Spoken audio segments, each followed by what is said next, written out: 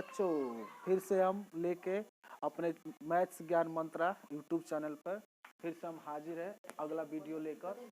आज के वीडियो में हम लोग पढ़ेंगे लघुत्तम समप्रत्यय के गुण, कि लघुत्तम समप्रत्यय क्या होता है और उसके प्रश्नों को कैसे हल किया जाता है। तो सबसे पहले हम लोग जानते हैं कि लघुत्तम समप्रत्यय को कहते क्या है। लघुत्तम समप्रत्यय को शॉर्टकट में लसा और एलसीएम कहते हैं। एलसीएम मतलब कि लीस्ट कॉमन मल्टीप्लाइज।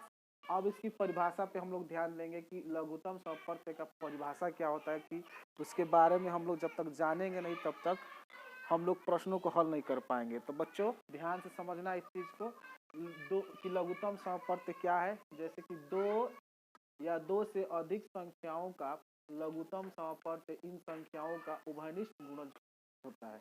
यदि हमारे पास दो या दो से अधिक संख्या होती है और उसका एलसीएम निकालने के लिए बोला जाता है आप लोगों से, तो आप सबसे पहले उन दो या दो से अधिक संख्याओं का गुणज निकालेंगे और उसके बाद देखेंगे कि कौन कौन सा ऐसा गुणज है जो दोनों में शामिल है, यानी कि उभयनिष्ठ है, और उसमें जो सबसे छोटा गुणज होगा वही उन संख्याओं का लघुत्तम होता है। उसके बाद इसका अगला गुण है कि दो या दो से अधिक संख्याओं का लघुत्तम समप्रत्यय इन संख्याओं से बड़ा होता है। यानी कि दो या दो से अधिक संख्या हो और उसका हम लघुत्तम निकालते हैं तो लघुत्तम उन संख्याओं से हमेशा बड़ा होता है, छोटा नहीं होता है। अगला है कि दो या दो से अधिक संख्याओं का लघुत्तम समप्रत्यय इन संख्याओं से पूरा पूरा विभाज्य होता है। अगर हमारे पास दो या दो से अधिक संख्या है और उनका हम लघुत्तम निकालते हैं तो जो लघुत्तम आएगा उन संख्याओं का, वो लघुत्तम उन दोनों या दो से अधिक संख्याओं से पूरा पूरा भाग लग जाएगा। उसमें भाग लगाएंगे तो भाग लग जाएगा। अगला है कि अगर हमारे पास सअभाज्य संख्याएं हो, उनका लघुत्तम समप्रत्यय निकालना हो तो हम क्या करेंगे, उनके गुणज नहीं निकालेंगे, उन दोनों को गुणा कर देंगे तो वही उसका लघुत्तम समप्रत्यय हो जाएगा।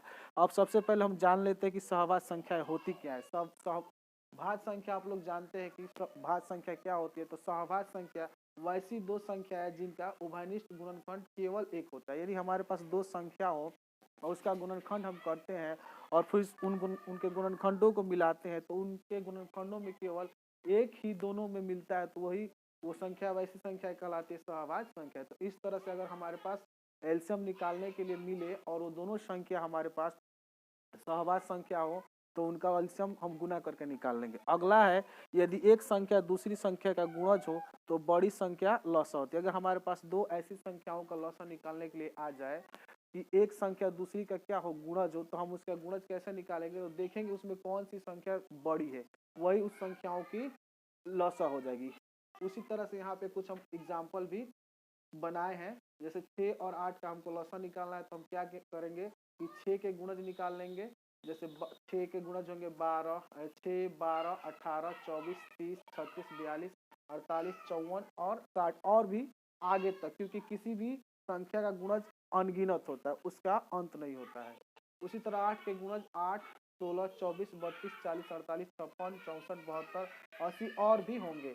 इसके भी किसी भी संख्या का गुणज क्या होता है कि अनंत होते हैं। उसी तरह से अब हम इसके कॉमन यानी कि उभयनिष्ठ गुणज को लिखे हैं एक जगह की, इसमें कौन कौन सा गुणज है जो 8 में भी है और 6 में भी है। तो 24 6 के गुणज में भी है और 8 के भी है। उसी तरह 48 6 में भी है और आपके 8 में भी। तो देखो यहाँ पे हमने लिख दिया है 24 और 48, तो इसमें छोटा कौन है तो 24, तो यही इस 6 और 8 का लसा होगा। उसी तरह से 3 और 5 का लसा, 3 और 5 दोनों क्या है तो सहअभाज्य संख्या है।